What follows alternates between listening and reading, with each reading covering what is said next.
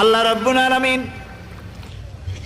কোরআনে কারীমের ভিতরে নবীজির নাম একটি বারের জন্য নাম ধরে তাকে ডাকেন নাই, বরং তিনি বলেছেন তোমরা পরস্পর পরস্পরকে যেভাবে নাম ধরে ডাকাডাকি করো আমার নবীকে সেভাবে নাম ধরে ডাকবে না।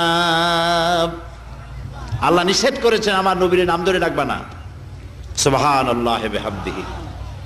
এই পৃথিবীতে যত নবী আসছেন সমস্ত নবীরা হলেন এলাকা ভিত্তিক নবী, অঞ্চল ভিত্তিক নবী।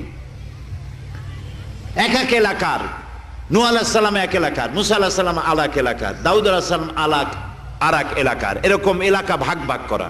কিন্তু মুহাম্মদ সাল্লাল্লাহু আলাইহি ওয়াসাল্লামকে আল্লাহ রাব্বুল আলামিন কোন এলাকার জন্য নবী বানান নাই।